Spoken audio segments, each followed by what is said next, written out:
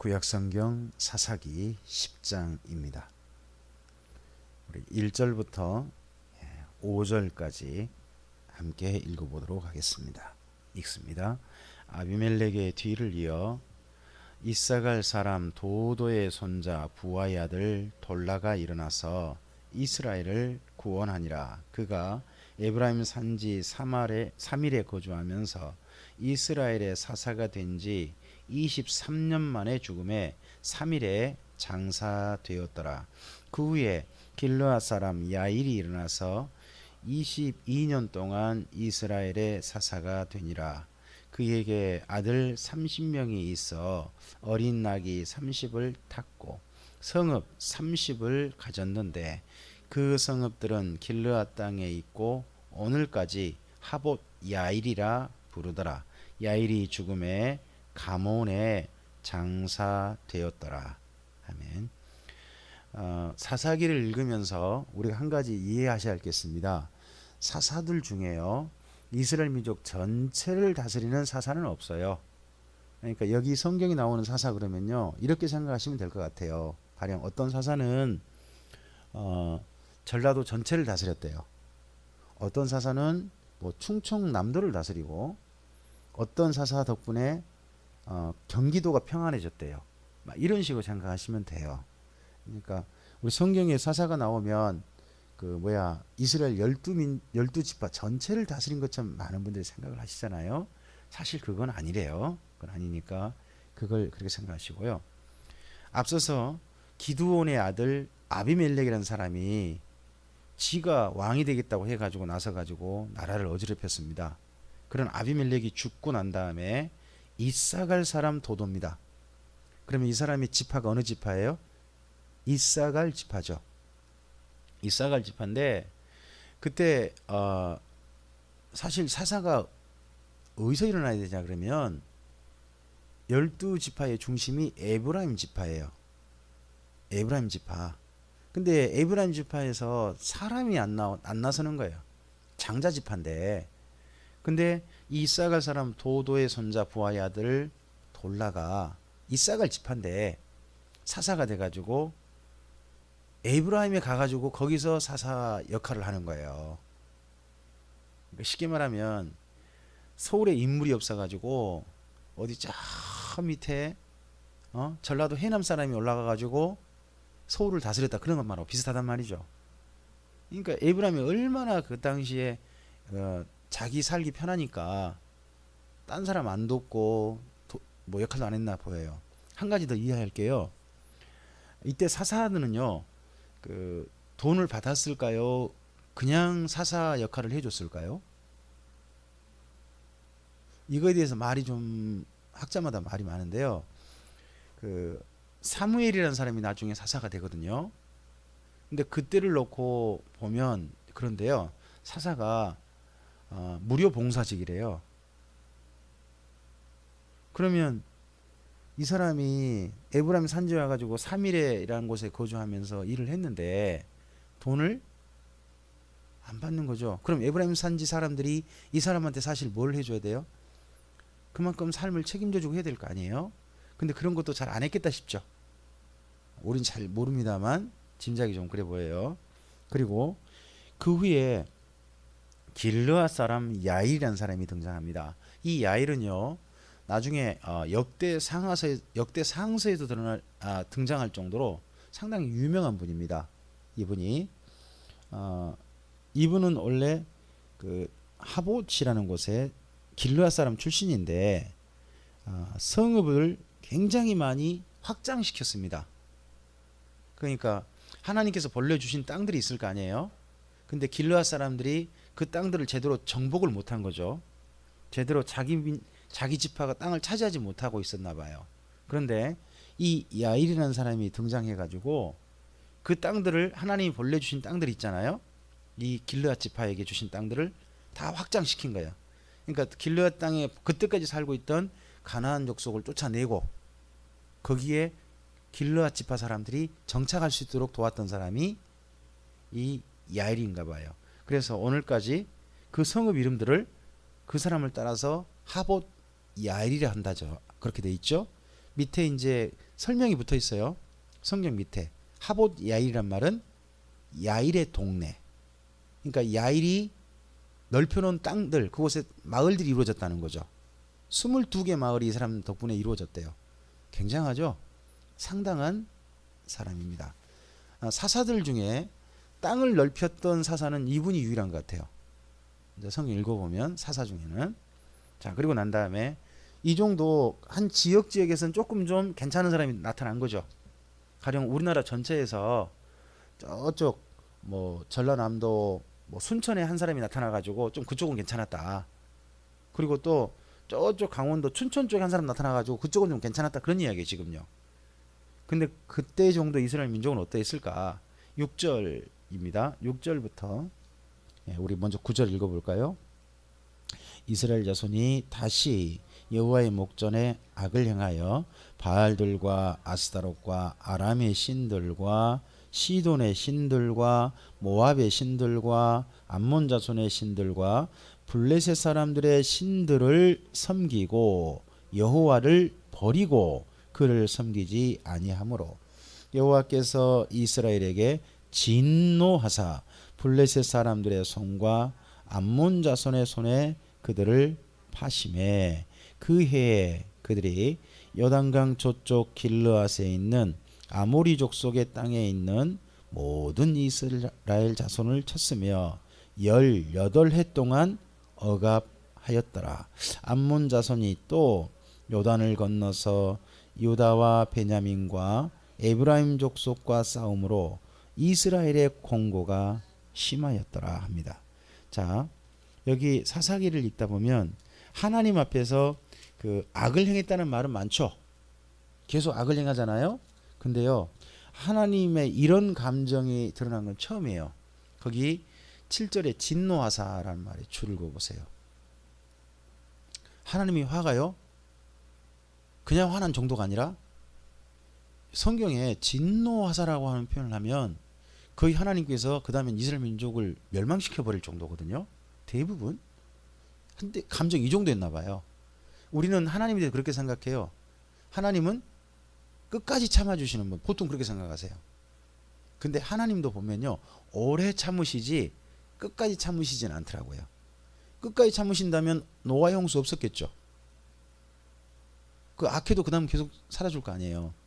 우리 애들이 잘못했을 때 끝까지 참나요? 오래 참나요? 우리는 오래 참으면서 하나님 보고 끝까지 참아달라 그러면 우리가 나쁜 사람들이에요. 그러잖아요. 근데 하나님도 보니까 성경 읽어보면 오래 참으세요. 물론 이때가요 한 200년 그렇게 참으신 거예요. 그러니까 우리 정도 아니죠. 우리보다 훨씬 오래 참으셨죠. 근데 반복인데다가 방금 여기 6절부터 7절까지 보면 그 주변에 함께 살고 있는 모든 가나안 족속의 그 주변 또 나라들의 신들을 다 수입해가지고 다 섬기고 있어요. 대신 누구는 버려버리고 여호와 하나님은 버려버리고. 아니 이제 쉽게 이렇게 말하죠. 교회 다닌 사람이 한 100만 됐어요. 근데 100만 됐는데 한 200년 지나니까 교회 다닌 사람들이 불교로 가버리고 또 그리고 천주교로 가버리고 그리고 또 무당으로 한테 가버리고 그리고 이단에 다 빠졌다 그럽시다. 그럼 그 100만 명 정도 모였던 그런 옛날 교회, 지금은 아무도 없는 교회 안에 우상신전들 가득한 그 교회를 보고 하나님이 좋아하실까요? 화를 내실까요? 그런 상황이란 말이죠. 그런 상황, 이런 상황이에요. 그런데다가 이때 어느 정도 화나셨는지가 보이는데 동쪽하고 서쪽에 동시 공격이 와요. 자, 지중해 쪽에 이스라엘 민족이 가나안 땅이에요. 가나안 땅인데 먼저 지중해 쪽에 자리 잡고 있는 서쪽에, 그러니까 이스라엘 민족 서쪽 자리 잡고 있는 사람들이 거기 블레셋 사람이에요. 블레셋 사람. 그쪽은 서쪽에서 공격해 와요. 그리고 요단강 동쪽에 자리 잡고 있는 사람들이 있어요. 그 사람들은 암몬 사람이에요. 그러니까 이전에는요 한 나라나 한 민족이 쳐들어왔거든요. 근데 이때는 두 민족 양쪽에 동시에 이스라엘 민족 공격하는 거예요. 양쪽에 동시에. 그래서 어느 정도 힘들었냐 그러면 거기 유다, 베냐민, 에브라임 족속 이 정도 싸우면 누가 나서야겠어요? 거기 9절에 보니까 유다와 베냐민과 에브라임 족속과 지금 싸우고 있잖아요. 모든 이스라엘 자손은 지금 여기 블레셋 사람들 손에 힘들고, 그리고 가장 중심에 있는 유다, 베냐민, 에브라임 족속과 싸우고 있어요. 그러면 이때 이스라엘 전체가 지금 전쟁터가 돼버렸거든요. 이때 정도면 어느 지파가 나서야 될까요? 더더구나 에브라임 지파도 지금 전쟁에 휩싸이고 있잖아요. 그 전에 에브라임 지파가 전쟁에 휩싸인 데가 없었거든요. 근데 이번에는 에브라임 지파하고도 싸우고 있어요. 근데 에브라임 지파에 사람이 안 나서는 거예요. 전혀.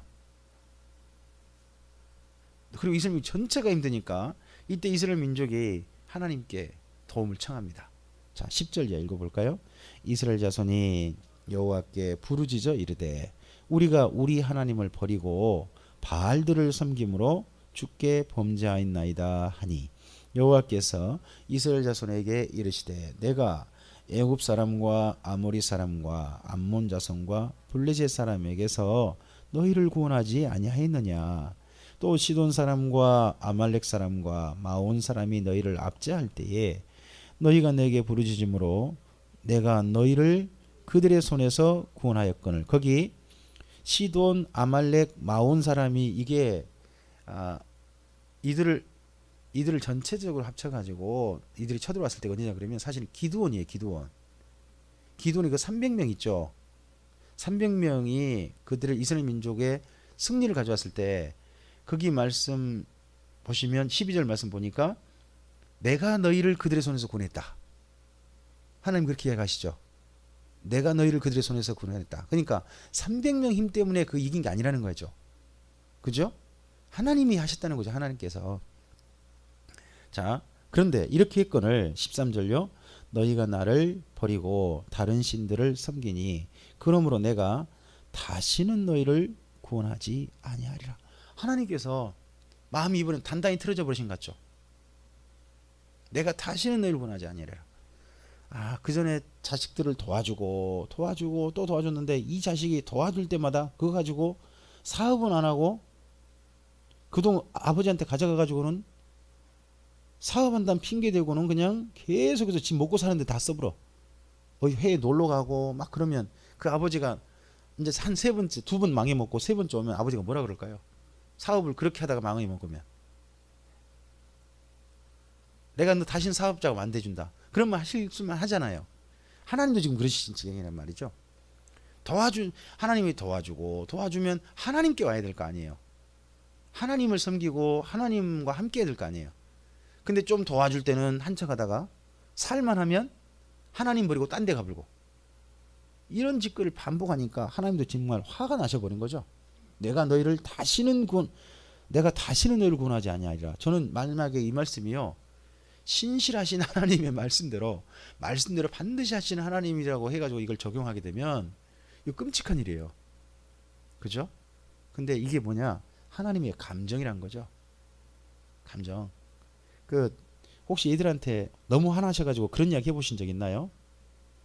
내가 너한테 다시는 용돈 안 준다. 그 다음에 용돈 다시는 안 주셨어요? 왜 엄마들이 그렇게 말을 그렇게 팍팍 뒤집어요? 그럼 안 되지. 근데 그때 감정이죠. 그때 마음은 어때요? 얘한테 용돈은 다시 내가 줄여봐라. 이런 마음이 딱 품어지잖아요. 그러죠? 그러니까 그때 그렇게 말했는데 좀 있으면 또 주고 있거든. 참 그런 엄마들 보면 제가 한심합니다. 근데 엄마들이 그러는 그 마음이 생각해 보면 13절이 이해돼요. 13절 이때 하나님 하신 이야기. 그러면서 또 뭐라고 하느냐? 14절 읽어보죠. 가서 너희가 택한 신들에게 부르짖어 너희 환난 때에 그들이 너희를 구원하게 하라 하신지라. 왜 어려울 때만 나 찾아오냐? 네가 그 좋아하는 신이 있잖아. 걔들한테 가. 걔들 너희 도와준다며. 그 애들한테나 가지 뭐한테 나한테 오냐? 바알한테 가라 너. 아스리한테 가라. 암몬한테 가라. 왜 나한테 와? 이 정도로 하나님이 화가 나시기도 하고요. 사실 이게 뭘까요? 저는 이렇게 생각해요. 하나님의 질투. 좀 살만할 때는 내 옆에서 좀 앙앙대다가 어려울 때는 맨날 살만하면 딴 신한테서 이러니까 하나님도 진짜 싫으신 거죠. 그 신한테도 뭐 구원하게 하라. 이 나중에 선지자들도 이런 말을 비슷하게 해요. 자, 15절입니다.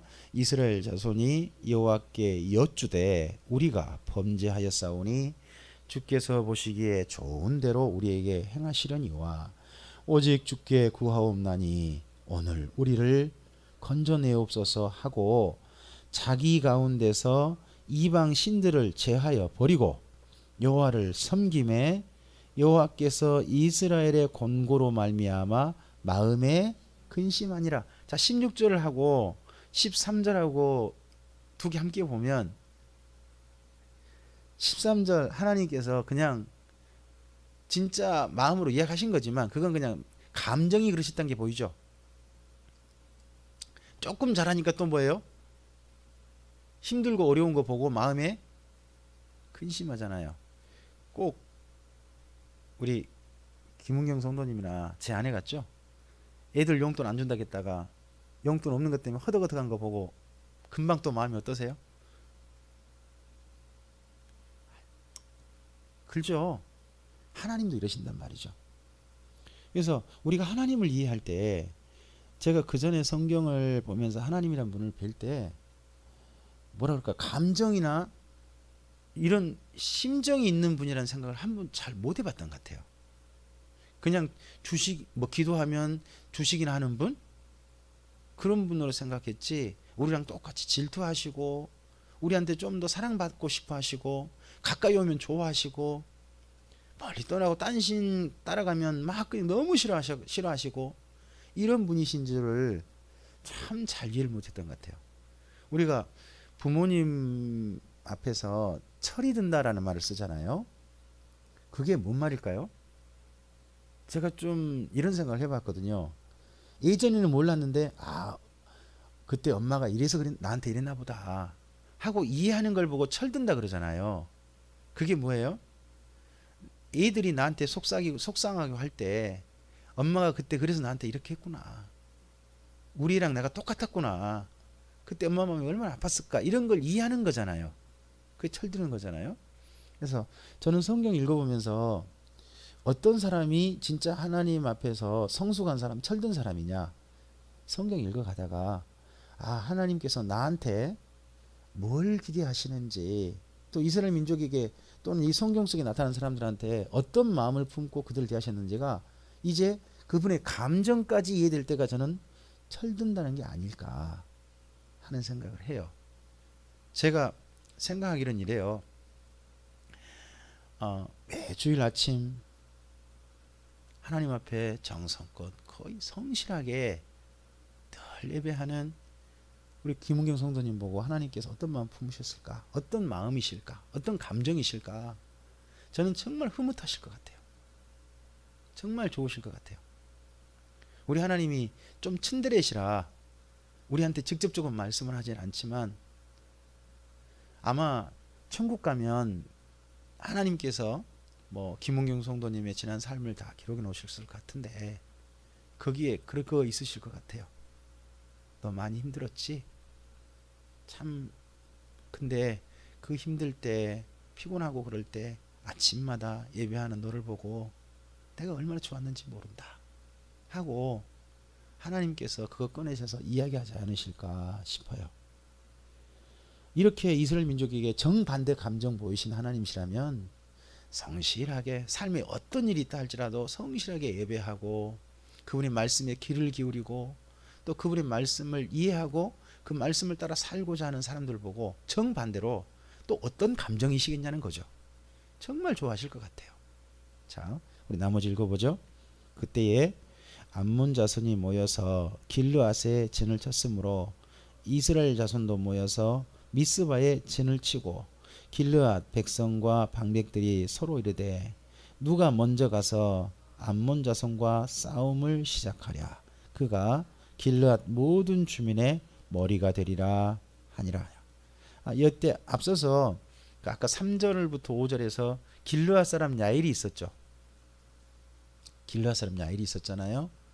근데 그때는 야일이라는 사람이 있어서 그쪽 길르앗 땅이 평안했는데 이번에 전쟁터가 하필 길르앗 땅이 된 모양이에요. 이제 길르앗 땅이 됐는데 일단 모여서 이 암몬 자손하고 싸우려고 하긴 하는데 싸울 힘이 과연 큰 어려운, 지금 어떻게 보면 이거 뭐라 그럴까요? 이번 전투를 통해 가지고 이스라엘 민족이 쫓겨나느냐, 타 민족 이쪽을 완전히 점령하느냐, 그런 전쟁 같거든요. 이 한 번, 이걸 보고 좀 그 한자로 이렇게 말하거든요. 건곤일척에 되게 그렇게 말을 해요.